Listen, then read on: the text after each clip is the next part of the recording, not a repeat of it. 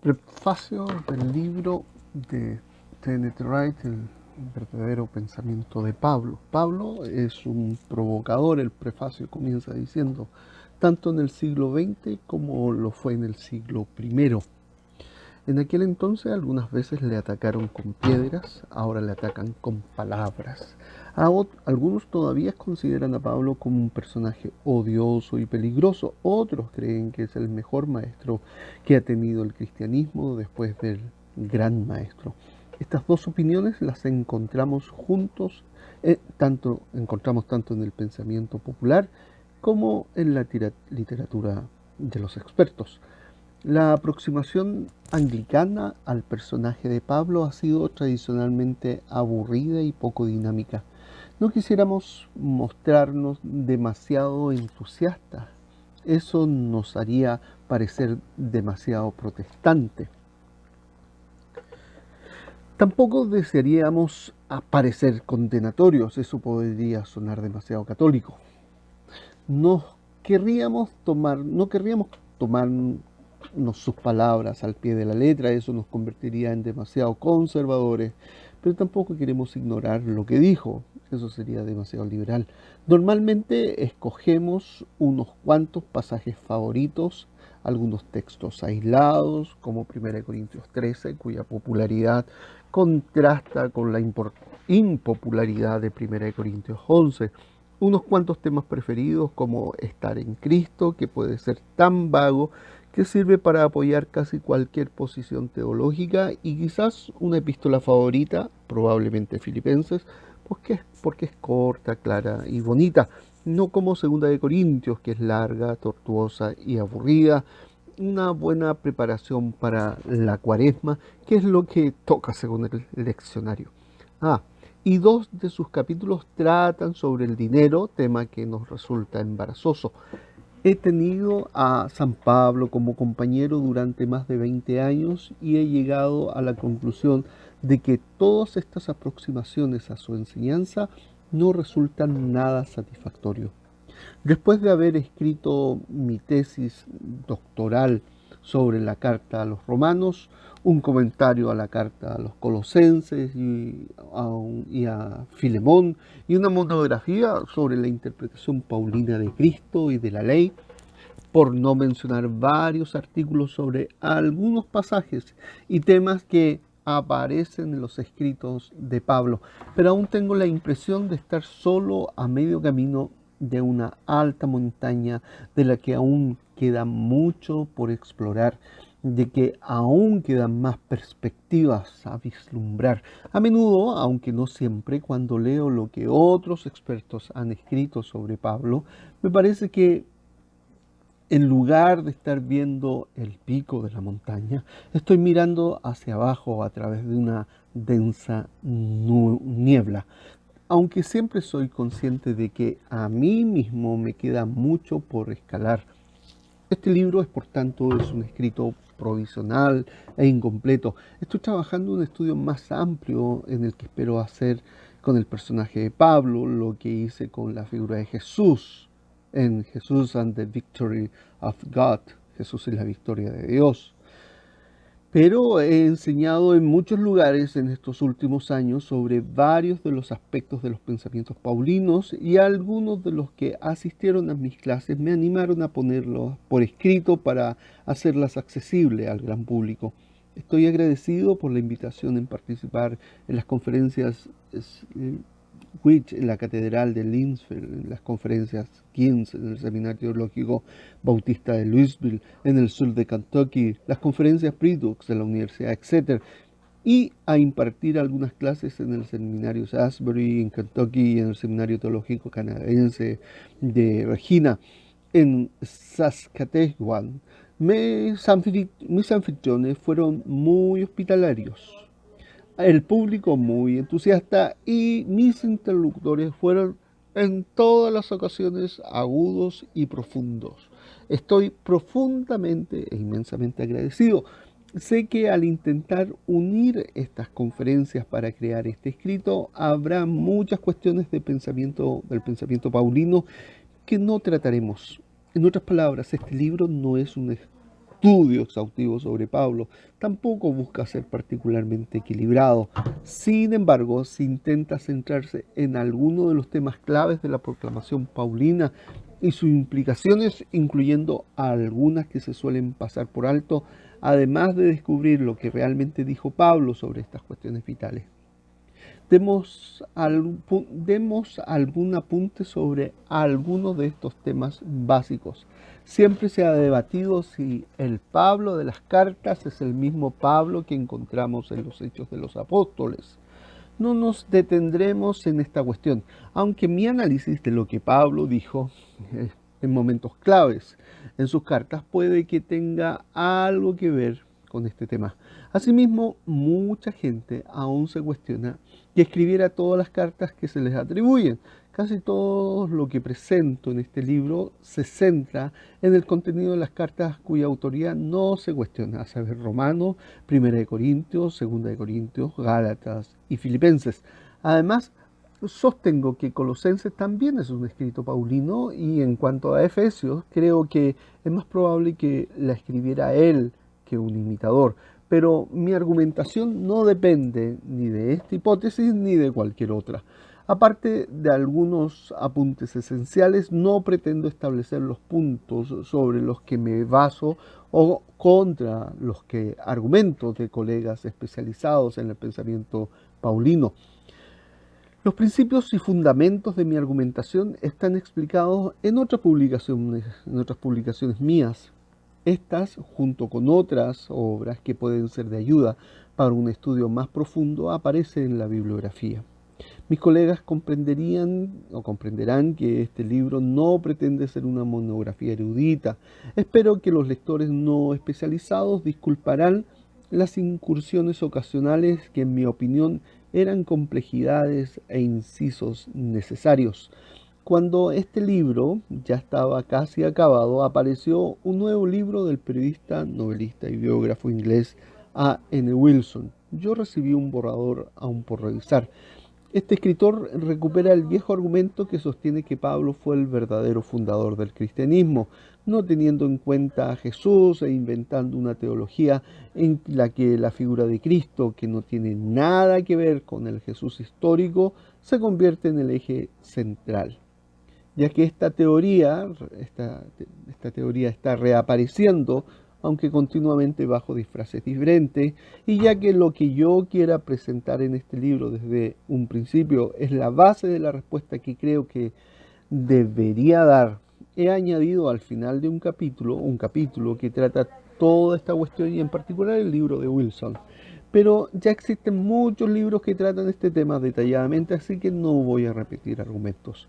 El obispo de Linfield, el reverendo Keith Sutton, me invitó a dar las conferencias Selwyn, en la que expuse algunas de estas ideas por primera vez en público. Su apoyo y amistad desde que estoy en Linfield han sido un elemento crucial para que yo pudiera continuar mi investigación y producción, a pesar de las demandas que una catedral de tal envergadura le imponen. Son ejemplos del trabajo misionero cristiano y de soportar con gozo los sufrimientos que esto conlleva. Ha sido para muchos de nosotros un indicador claro de la realidad que Pablo vivió y sobre lo que escribió. Dedico este libro como una pequeña muestra de amor y de gratitud de mi parte y de la familia y de mí. Le dedico este libro como una pequeña muestra de amor y de gratitud de mi parte y de la familia y la de mi familia. Tom Wright, Litchfield, celebración de la conversión de San Pablo, 1997. Capítulo 1. Aproximaciones al pensamiento de Pablo. Según vemos en los Hechos de los Apóstoles, Pablo advertía a los recién convertidos en Asia de que en el camino al reino de Dios les esperaba la persecución. Y si hubieran tenido alguna duda al respecto, la propia vida de Pablo habría servido de prueba. Fue amenazado, atacado, malinterpretado, criticado, ridiculizado, insultado, apaleado, apedreado, también naufragó. Todo esto era su pan de cada día. Al final, y probablemente esto es lo peor de todo, fue canonizado por la Iglesia y por eso algunos escritores le acusan de haber fingido para obtener poder. Sin embargo, la Iglesia a menudo ha utilizado títulos de San Pablo como una excusa al no haber conseguido entenderle o imitarle. A veces me pregunto, ¿qué diría Pablo del trato que se le ha dado en el siglo XX? Plus Cachain, plus seis tu memichos.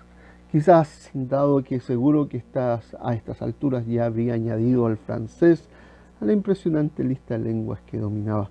Su destino en este siglo se parece mucho al que le tocó vivir en su tiempo. Cualquier persona que haga referencia al cristianismo debe tenerle en cuenta. Ahora bien, también puede, y de hecho así es, abusar de él, malinterpretarle, imponerle categorías propias, hacerles las preguntas equivocadas y cuestionar por qué no da una respuesta clara, e incluso puede tener la poca vergüenza de utilizar material suyo con fines con los que Pablo nunca habría estado de acuerdo. Y cuando algunos defienden que sus ideas son paulinas y que el gran apóstol es su guía, a menudo descubrimos que están enfatizando un aspecto del pensamiento sobre el resto. Tanto es así que otros aspectos igualmente importantes para Pablo quedan relegados e incluso abandonados. A menudo, al igual que ocurrió en el alboroto de Éfeso, uno sospecha que la gente que más ruido hace es la que no está del todo seguro de lo que dice. Las personas que temen decirle a Dios o a Jesús lo enojado que están con Él suelen estar contentos de poder dirigir su rabia hacia alguien como Pablo, ante el cual no actúan con tanto reparo o inhibición. Del mismo modo, aquellos que se aferran a una teología, a una línea teológica o religiosa, a veces no se atreven a afirmar que lo que dicen representa el pensamiento de Dios, pero sí se atreven a presentar a Pablo como su aliado y cuentan así con una buena defensa ante cualquier tribunal. Sí, seguro que Pablo está avergonzado de ese tipo de amigos, pero a estas alturas me imagino que ya debe haberse acostumbrado. Sería ingenuo si creyera que yo estoy libre de caer en tales trampas. Comprender los pensamientos de un escritor o escritora, tal y como él o ella los concibió, es bastante complicado. De hecho, la mayoría de las veces lo único que podemos hacer es una aproximación, pero para acercarnos lo máximo posible, uno debe hacerse la siguiente pregunta. ¿Una interpretación concreta nos ayuda a entender mejor los pasajes que antes nos resultaba desconcertante? Esta interpretación permite que sus cartas adquieran una nueva coherencia, tanto en su situación particular como en la relación entre ellas. Nos proporciona una vista general de las enseñanzas de Pablo sin detrimento de los detalles más pequeños. ¿Está dando importancia a esos pequeños detalles? Cuando vemos el tratamiento que Pablo ha recibido en el siglo XX, una y otra vez nos damos cuenta de que la respuesta a todas estas preguntas es no. Los logros conseguidos en algunas áreas se ven ensombrecidos por los desastrosos resultados en otras áreas. Yo espero humildemente que eso no ocurra con este libro. Al menos no es tan alto grado. Escribir sobre Pablo supone participar en una conversación que ya empezó hace mucho tiempo.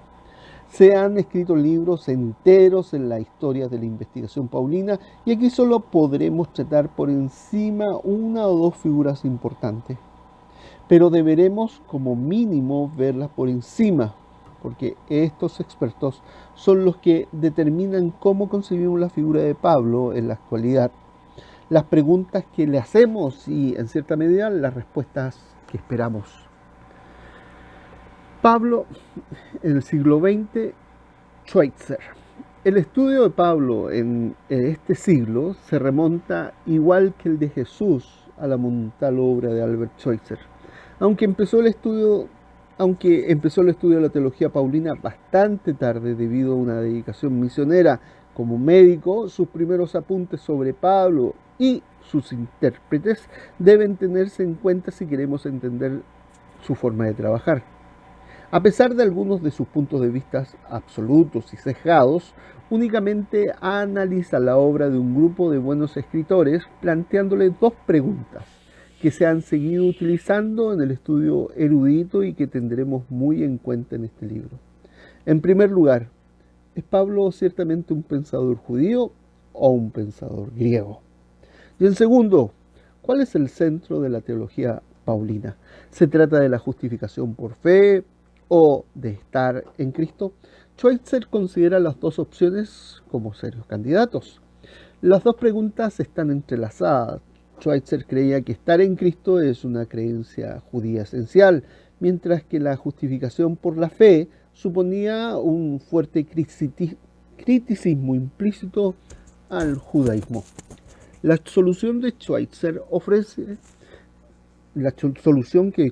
ofrece no deja lugar a dudas. Se burlaba de los que insistían en adjudicarle a Pablo categorías paganas y helenísticas para poder interpretarlo. Él decía que Pablo era judío de cabo a rabo, a pesar de que precisamente a través de su ministerio, como el apóstol judío los gentiles, preparó el camino para la posterior helenización del cristianismo. De la misma manera, Schweitzer argumenta que la justificación por la fe y los complejos temas que giran en torno a esto no era el centro de la teología paulina, sino que era una idea polémica, que de hecho solo se trata en dos cartas y se menciona brevemente en una tercera, relacionada con el tema concreto e importante de la admisión en la iglesia a los gentiles incircuncisos. En cambio, el centro de la teología paulina era lo que Schweitzer llamaba el misticismo de Cristo. Este hacía referencia a la famosa doctrina paulina de estar en Cristo e interpretaba dicha doctrina a la luz del trasfondo judío apocalíptico. El Dios de Israel había actuado en el mundo de forma radical, apocalíptica, a través de Jesús, el Mesías. El verdadero pueblo de Dios estaba ahora estrechamente ligado a este Mesías, este Cristo. Estaba incluido dentro de él. Junto con este análisis, Schweitzer tomó muchas decisiones importantes sobre cómo interpretar algunos pasajes claves de Pablo. Quizás los más conocidos es el efecto de su punto de vista sobre cómo leer la carta a los romanos, conocido generalmente como la obra maestra de Pablo. Si pensamos que la justificación por la fe es el centro de la teología paulina, enfatizaremos los capítulos 1 al 4. Y si igual que Schweitzer pensamos que estar en Cristo es lo que Pablo da más importancia, subrayaremos del 5 al 8. Puede que piense que no hay razón para creer que los temas centrales de Romanos o de cualquier otra carta reflejen necesariamente lo fundamental de la teología de Pablo. Pero normalmente, independientemente de que este fuera o no el objetivo de Romanos, siempre se le ha impuesto esta función, y Schweitzer es tan solo uno de los muchos autores que han sugerido esta línea. Una tercera pregunta que acompaña el análisis de Schweitzer hace de Pablo tiene que ver con las consecuencias prácticas. ¿Qué está diciendo Pablo al hombre y a la mujer de hoy? Creo que para Schweitzer había dos significados, el positivo y el negativo.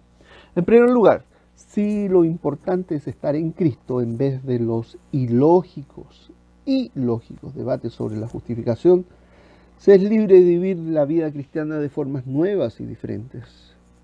Y creo que esto formó parte de lo que llevó a Schweitzer a vivir como vivió y realizar su ministerio y trabajo únicos y extraordinarios. En segundo lugar, por la misma regla de 3, no hace falta prestar mucha atención a lo que la iglesia oficial hace, ya que ésta aún está empecinada en ver a Pablo como un teólogo dogmático. Así, Schweitzer marcó su propio camino en la primera mitad del siglo y avanzó como un solitario y erudito gigante en medio de una multitud ruidosa de superficiales pigmeos teológicos. El legado de que Schweitzer nos dejó consiste, en resumidas cuentas, en las 4 preguntas que siempre nos hacemos sobre Pablo. 1. ¿Cómo colocamos a Pablo en la historia de la religión del primer siglo? 2. ¿Cómo entendemos su teología y la base y el centro de su pensamiento? 3. ¿Cómo interpretamos las cartas extrayendo lo que Pablo escribió en cada uno de ellos? Los expertos lo llaman exégesis, diferenciándola de exégesis, que quiere decir dar una nueva interpretación diferente a la intención de Pablo. Y 4. ¿Cuál es el beneficio, el resultado para nuestra propia vida y obra actualmente? Historia, teología, exégesis y aplicación. Todos los comentaristas de Pablo proponen, ya sea de manera explícita o implícita, estas 4 preguntas. Una de las razones por las cuales Schweitzer es tan importante es porque las pronunció de forma clara, y aunque las respuestas que da no tienen todas la misma calidad, nos ofrece un punto de referencia para un estudio posterior. Bultmann, otro autor, otro gran expositor de Pablo del siglo XX digno de tener en cuenta, es Rudolf Bultmann. En su teología del Nuevo Testamento, Salamanca, ediciones Sígueme, 1981, Bultmann convirtió a Pablo en uno de los 2 pilares de su investigación. El otro fue Juan. Para Bultmann, Pablo ofrece un análisis crucial de la grave situación en la que se encuentra el ser humano y de la solución a dicha situación. Bultmann utiliza el lenguaje de Pablo y de Lutero para tratar sobre los grandes enemigos de la raza, el pecado, la ley y la muerte, y sus grandes soluciones: la gracia, la fe, la justicia, la vida. En este análisis, Bultmann utilizó mucho y explícitamente tanto la filosofía contemporánea como la investigación histórica. Concretamente desarrolló una variante del existencialismo alemán que Martin Heidegger hizo famosa.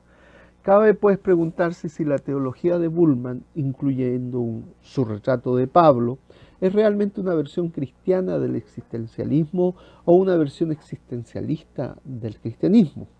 La respuesta que Bultmann da a las 4 preguntas que se desarrollan como sigue. Pablo pertenece al contexto helenístico. Al fin y al cabo era el apóstol de los gentiles, así que muy pronto abandonó las categorías judías de su pensamiento inicial para expresar su mensaje tanto con las categorías como el idioma del mundo griego. Así se desmarcó del mundo judío en el que sus compatriotas, al defender la supremacía de la ley, rechazaban la posibilidad de la auténtica existencia ofrecida en Cristo el fin de la ley. Para Bultmann, el centro de la teología paulina era el análisis de la grave situación humana y de la decisión, fe, por la cual uno puede escapar de la misma. Según Bultmann, Pablo mantenía la creencia judía de que el mundo estaba a punto de acabar, pero para él esta era una de las razones para abandonar las esperanzas históricas judías y redefinir su mensaje con las categorías atemporales del pensamiento griego. Cuando Bultmann estudió Romanos, al igual que Schweitzer, pero por razones muy diferentes, estableció que el centro de la carta estaba en los capítulos 5 al 8, especialmente en los capítulos 7 y 8. En esto se describe de forma muy gráfica la grave situación humana a la que Bultmann llamó el hombre bajo la ley. En la práctica, la idea de Pablo para la actualidad era sostener a los cristianos en su fe, puesto que el mundo, incluido el mundo cristiano, se tambaleaba alrededor de ellos. Debemos recordar que Bultmann, al igual que Barth y otros, alcanzó su madurez teológica en la misma época que el nazismo llegó al poder. La brillante síntesis de Bultmann paga un precio muy alto. Algunas ideas de Pablo no caben en el marco que ésta establece, por tanto lo que hace es bajar sus categorías. Dijo que se trataba de glosas, palabras o frases añadidas por otros autores al texto paulino o reminiscencias del trasfondo judío de Pablo, pero que no se había parado a considerar a la luz de su madurez teológica. Creo que es demasiado pretencioso decir que él podía considerar los razonamientos de Pablo mejor que Pablo mismo, pero trataré este tema más adelante. Otro autor, Davis. Davis es el autor que vamos a analizar. Bultmann fue muy popular entre los estudiosos del Nuevo Testamento durante la primera mitad del siglo XX. Su obra muestra que muy pocos prestaban atención a la teoría de Schweitzer de interpretar a Pablo a la luz de su contexto judío. La idea de que Pablo adquirió sus ideas principales, los motivos y la teología, no del judaísmo sino del helenismo, permanece en el trabajo de muchos escritores debido en parte a una deficiente interpretación del propio judaísmo, de lo cual nos ocuparemos en breve. Pero justo después de la Segunda Guerra Mundial se produjo un cambio radical, cuyo precursor fue el joven galés W.D. Davis, quien pasó la mayor parte de su vida en los Estados Unidos. Davis estudió a los rabinos judíos de una forma para la época innovadora. Al compararlos con Pablo, descubrió que cada una de las características que Bultmann y otros habían atribuido al trasfondo griego de Pablo eran también características que se podían encontrar perfectamente en el judaísmo. Así argumentó en su obra principal, Pablo y el mundo y el judaísmo rabínico, que Pablo era en el fondo un rabí judío que creía que Jesús de Nazaret era el Mesías judío. Después de Davis, la mayoría de los estudiosos de la posguerra respondieron o bien en contra de sus ideas o bien desarrollándolos. No llegó a decir, como Schweitzer, que Pablo era un judío apocalíptico que anunciaba que el mundo iba a acabar en cualquier momento. Pero aparte de eso, su obra constituye una vuelta hacia Schweitzer. Rechaza por completo que el pensamiento de Pablo derivara del helenismo y lo relaciona inequívocamente con sus raíces judías. De aquí que Davis, al igual que Schweitzer, deja de lado la crítica que Pablo hace del judaísmo, tanto exegética como teológicamente. En cambio, el Pablo de Davis enfatiza que la era venidera, tan esperada por los judíos, ha llegado con Jesús. Él ha dado lugar a un nuevo pueblo de Dios, con una nueva Torá, ley, a saber, la ley de Cristo, Gálatas 6:2. La obra de Davis supone una nueva actitud frente al judaísmo por parte de los expertos de la posguerra. Hasta entonces el judaísmo había sido considerado por la mayoría de los expositores paulinos como un buen ejemplo de la religión que no debía practicarse. Representaba la confianza en el esfuerzo humano, el legalismo, el prejuicio y el orgullo. La razón por la cual Pablo había adoptado sus ideas del leninismo, como se pensaba, era porque las ideas judías estaban contaminadas. Si se usaba, se comprometía la fe, pero el escenario cambió con Davis, que estaba en la misma línea de Karl Barth, con el movimiento llamado teología bíblica y con la reacción de la posguerra contra el antisemitismo que causó el Holocausto. De repente el judaísmo se puso de moda. Las ideas judías eran buenas y se tachaba a las griegas de paganas y implícitamente de malas.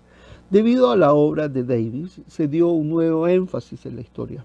La teología, la exégesis y la aplicación. La mayoría de los eruditos no han seguido esa tendencia de investigar todos y cada uno de los temas paulinos a partir de las fuentes rabínicas, muchas de las cuales, como él ya sabía, son de algunos siglos después de Pablo.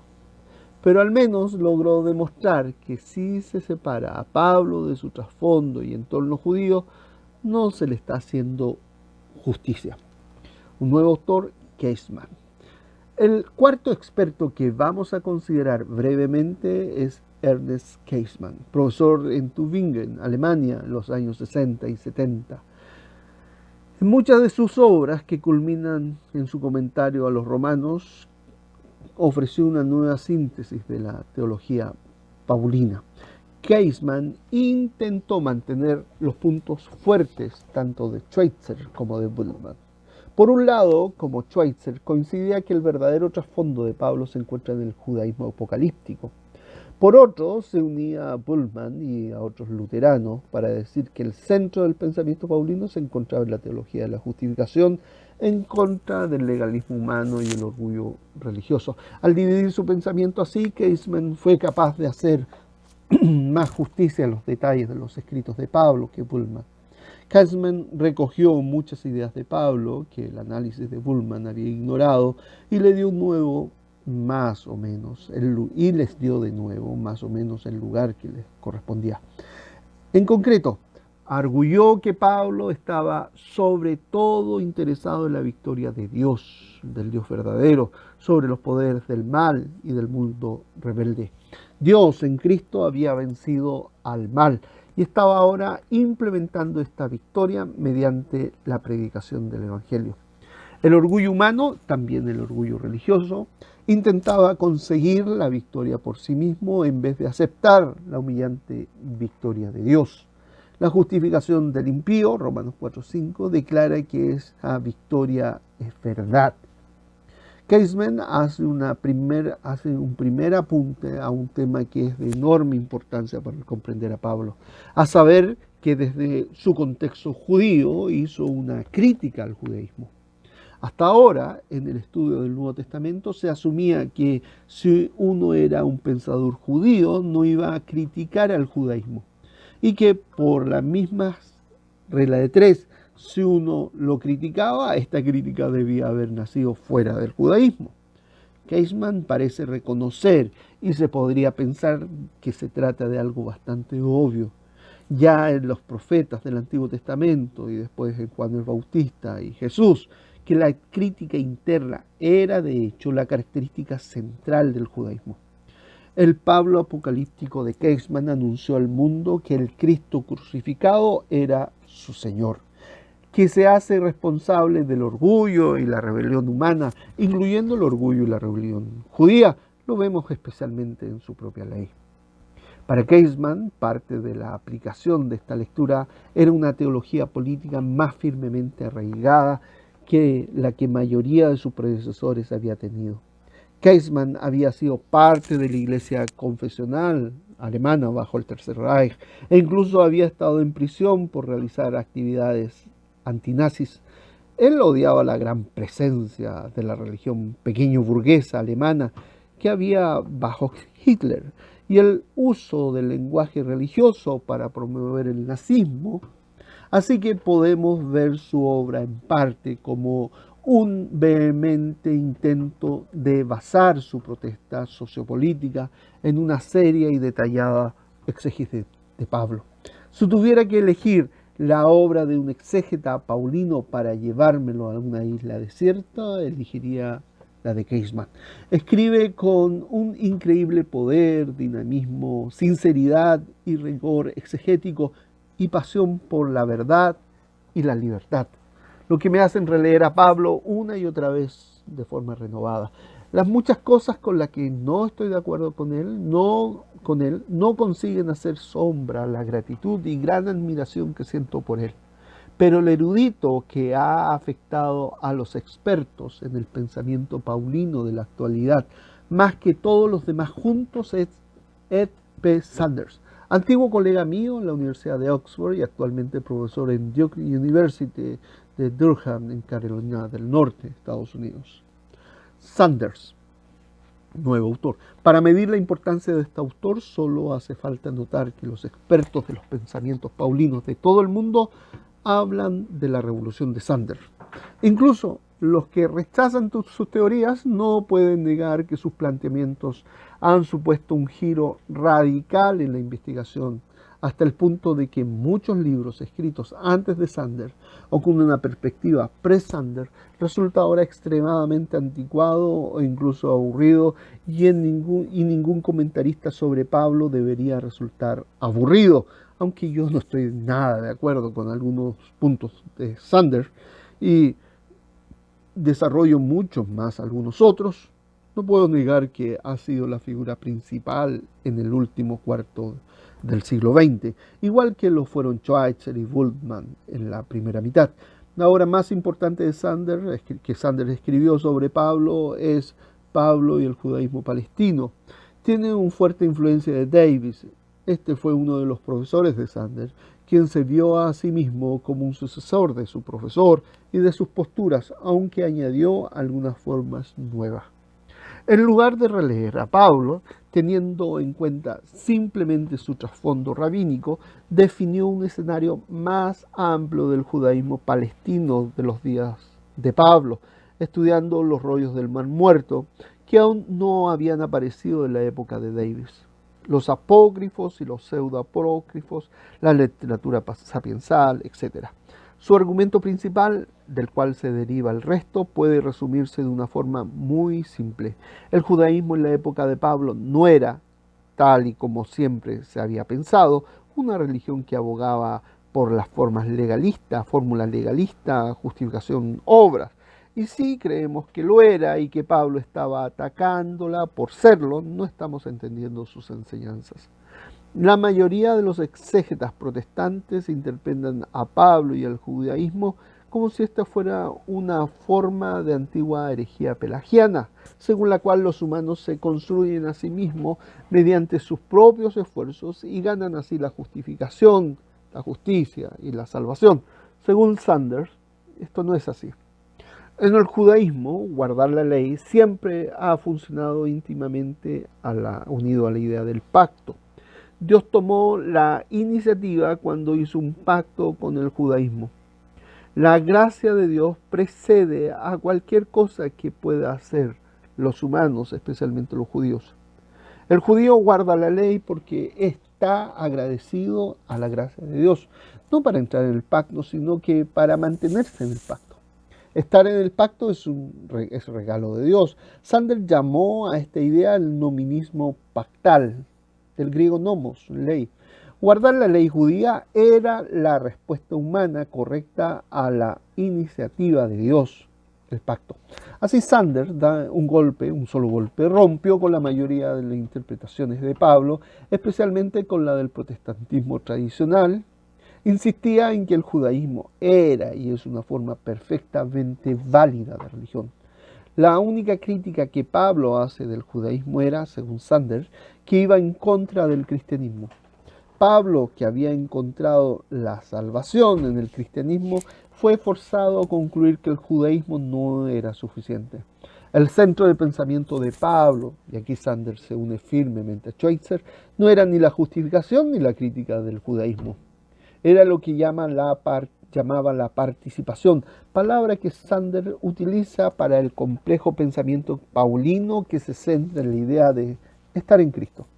Una de las ironías de la posición de Sanders es que nunca desarrolló su reforma a través de un replanteamiento profundo del pensamiento de Pablo. Se contenta con tratar varios temas paulinos de forma no sistemática. Tampoco nos ha dejado una exégesis amplia, versículo a versículo, que es la verdadera prueba para ver si una idea en concreto funciona realmente como uno cree que funciona. Pero su orden práctico es bastante claro. Los cristianos deberían considerar a los judíos con mucho más respeto del que han mostrado en el pasado y sobre todo no deberían acusarles de una religión que de hecho no es la suya. Los cristianos paulinos y los sucesores del judaísmo palestino del primer siglo no deberían llamarse anatema los unos a los otros, tal y como ha solido hacer a lo largo de la historia. Las secuelas de la revolución de Sanders son reveladoras. Algunos se han dado una prisa indecente para subirse al tren, queriendo probablemente llegar a las conclusiones relativistas de Sanders sin tener que pasar por sus fundamentos exegéticos, sus reconstrucciones históricas o su arquitectura teológica. Otros, especialmente de los círculos conservadores, han reaccionado con hostilidad, esforzándose por rehabilitar la vieja visión del judaísmo como forma de protopelagianismo y la vieja lectura de Pablo como predicador de la justificación por la fe, como medio de salvación que anula el esfuerzo humano, obras de la ley. En Alemania, muchos expertos paulinos ven a Sanders simplemente como una amenaza peligrosa, aunque ignorante e incoherente. Pero de hecho, Si domina el tema y hasta que no se produzca una significativa refutación de su tesis central, la honestidad nos obliga a escuchar lo que tiene que decir. Yo no creo que se llegue a refutar lo que él defiende, es más, no creo que se pueda hacer. Para ello se requieren serias modificaciones, pero creo que su argumento base ya está establecido. El debate actual. La situación actual en lo que respecta a los estudios paulinos es un poco confusa. Supongo que siempre ha sido así. Solo si hacemos un análisis retrospectivo podremos observar las principales tendencias y los importantes cambios de opinión en la actualidad. Probablemente, como en la mayoría de las épocas, hay mucha gente que está interpretando a Pablo de muchas y diferentes maneras que a veces resultan desconcertantes. Se están estudiando las cuatro grandes preguntas. A continuación le dedicaremos unas líneas a cada una de ellas. Título: Historia. Actualmente casi todos los eruditos ven a Pablo como un pensador judío, aunque se sigue debatiendo sobre los principios del judaísmo de los que más cerca está y sobre la idea judaica que revisó a la luz del Evangelio. Ahora sabemos, claro está, mucho más del judaísmo del primer siglo de lo que se sabía en la generación anterior a nosotros. También ha surgido el tema de cómo ubicar a Pablo históricamente. La sociología y el estudio de las técnicas de las escrituras antiguas, retórica, intenta situarlo en diferentes aspectos de la cultura de sus días. Aún hay uno o dos autores que intentan representarlos como un helenista convencido, a diferencia de las opiniones de principios de siglo, y estas representaciones buscan ensombrecer la reputación de Pablo, pero no cuentan con muchos seguidores. Teología. No hay consenso sobre cuál es el centro de la teología paulina. La mayoría de comentaristas paulinos de Alemania y algunos pertenecientes a los círculos conservadores estadounidenses siguen insistiendo en que la cruz y la justificación son el centro del pensamiento de Pablo, pero muchos grupos contradicen esa idea y esta última década muchos expertos se han preguntado cómo descubrir cuál es el centro del pensamiento de alguien e incluso si hacerse tal pregunta tiene sentido o no. La categoría de narrativa que ahora está en boga ha sido utilizada para introducirse en la teología de Pablo, aunque hoy por hoy no existe ningún consenso sobre cómo usar dichas categorías o qué pasaría si lo usáramos. El abandono de la teología en muchos análisis bíblicos, particularmente en muchas instituciones estadounidenses, donde la mayoría de las investigaciones bíblicas tienen lugar actualmente, tienen como resultado que a Pablo lo estudia muchas veces gente que no tiene una formación ni filosófica ni teológica y que además cree que tal formación no es necesaria. Muchos expertos del Nuevo Testamento utilizan una exégesis detallada para escapar del conservadurismo severo y destructor. Cualquier intento de articular una teología paulina general lo ven como un intento de reconstruir un sistema del que no quieren depender. Como en otros círculos de estudiosos, usar el estudio de la historia para exorcizar el pasado de alguien es una forma de terapia atractiva, aunque ineficaz. Exégesis.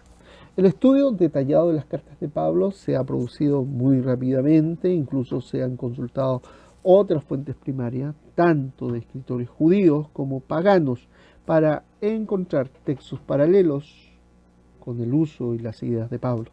De la misma manera, ha habido una ola de literatura secundaria de calidad muy variada, por lo que el comentarista que quiere ser profundo se enfrenta a una enorme tarea de investigación y si quiere hacer justicia a todas las posiciones sabidas y por haber. Así los comentarios recientes suelen ser reposiciones fruto de un estudio detallado y no declaraciones teológicas fundamentales. Esto no tiene por qué ser malo y siempre cuando seamos conscientes de que ahora ya hay una buena base para que se pueda ampliar las interpretaciones teológicas en un futuro, construyendo, esperemos, sobre lo que sea mejor en este mar de estudio detallado. Aplicación. La cuestión sobre cómo aplicar las enseñanzas de Pablo hoy en día sigue siendo un debate candente. Algunos aún siguen el juego reduccionista de imaginar que si ponemos a Pablo en un contexto histórico, le podemos dejar ahí. Esa es precisamente la propuesta de la interpretación actual, que consiste en dejar a Pablo a un lado y reconstruir nuestra propia interpretación y teología. Algunos aún le utilizan para legitimar una predicación del Evangelio, bastante arcaica, en la que el problema principal es el orgullo y el pecado humano y la solución, la cruz de Cristo. Otros, sin llegar a decir que esto no forma parte del mensaje paulino, tienen problemas a la hora de hacer justicia a las categorías más amplias y cuestiones que parecen ser una parte no negociable de la enseñanza general de Pablo. Y esta es la categoría donde se colocaría un servidor, tal y como mostrará este libro. Esto muestra el amplio abanico de posibilidades a la hora de abordar las cuestiones concretas de los 90 y también de la primera década del siglo XXI y descubrir la relevancia de algunas partes de Pablo que habían sido relegadas a la oscuridad comparativa. Cuando, por ejemplo, nos enfrentamos al serio neopaganismo del mundo occidental, con su materialismo desenfrenado por un lado y sus filosofías de nueva era por otro, es un momento propicio para recordar, como haremos en el próximo capítulo, que la misión principal de Pablo se desarrolló entre los paganos de su mundo, no entre judíos, y que probablemente también tenga algo que decir al paganismo contemporáneo. Pero continuaremos con esto más adelante. Si graduamos bien los lentes de nuestra investigación, enfocaremos mejor y veremos que el debate de Pablo encierra una pregunta importante de la que él es parte vital. ¿Cuál fue el papel de Pablo en la fundación del cristianismo? ¿Fue Pablo el verdadero intérprete de Jesús o fue un innovador inconformista que inventó una nueva religión que no tenía nada que ver con las intenciones de Jesús y en las que las personas Jesús adquirió un papel central? Este es el argumento de uno o dos escritores contemporáneos sobre Pablo, particularmente algunos provenientes del marco judío. Hayam Maccoby, erudito y apologista judío, bien conocido, ha argumentado en varios libros que los evangelios cristianos no dejan ver al verdadero Jesús, quien en verdad era un fariseo, un judío leal, a quien nunca se le habría ocurrido romper con el judaísmo, ni mucho menos inventar una nueva religión. Pablo, sin embargo, según Maccoby, nunca fue un fariseo, a pesar de que Pablo así lo dijera, siempre estuvo al margen del judaísmo, un pensador completamente helénico que interpretaba a Jesús dentro de un marco de pensamiento griego, incluso quizás gnóstico. Solo logró producir un Jesús producto de su propia y peculiar imaginación, religión filosófica, una figura que no guardaba relación con Jesús mismo y que pertenecía al mundo de la religión griega. El Dios de una secta. Pablo, según Maccoby, preparó el camino para el posterior antisemitismo occidental. A. N. Wilson, escritor y periodista que renunció públicamente al cristianismo hace unos años, a raíz de lo cual escribió un libro llamado Sobre el Jesús diseñado, en parte para justificar su renuncia, ha escrito un libro del mismo tipo sobre Pablo, ignorando, parece ser, las advertencias de Schweitzer sobre los que le atribuyen a Pablo conceptos helenísticos, para explicar sus enseñanzas cuando es evidente que los conceptos judíos son más propicios para la ocasión. Él arrogantemente describe a Pablo como un gran pensador, pero que no supo entender el punto central de Jesús. Pablo es el verdadero fundador del cristianismo, que usa categorías helenísticas para interpretar lo que de una manera entusiasta pero desordenada él suponía que sería el significado de Jesús. En estos dos ejemplos y en otros parecidos veremos en este libro que estas teorías se quedan oscurecidas al pie de la montaña, mientras que por encima de ellas se levantan de forma clara y contundente los picos y glaciares que constituyen la verdadera base del pensamiento paulino. En el siglo XX se han usado y abusado tanto de Pablo como en el primer siglo. ¿Podemos ahora que se acaba el siglo escuchar más atentamente a Pablo? ¿Podremos arrepentirnos de la manera en que le hemos malinterpretado o mal usado y respetar un poco más su forma de hacer las cosas? Este libro es un intento justamente de eso, dejar a un lado las formas en las que hemos interpretado a Pablo e investigar un poco más la manera en la que él sugiere que le interpretemos. Es un intento de estudiar a Pablo siguiendo su propia línea. Se tratará de luchar por descubrir lo que dijo. Preguntas para profundizar. 1. ¿Por qué es importante para nosotros revisar el pensamiento paulino? 2. ¿Cuáles son las preguntas básicas que se aplican en el estudio del pensamiento paulino? 3. ¿Cuáles han sido las diferentes respuestas? 4. ¿Cuál es la aportación de Sanders al estudio de Pablo? 5. ¿Qué podemos hacer para que el pensamiento de Pablo sea algo revelado?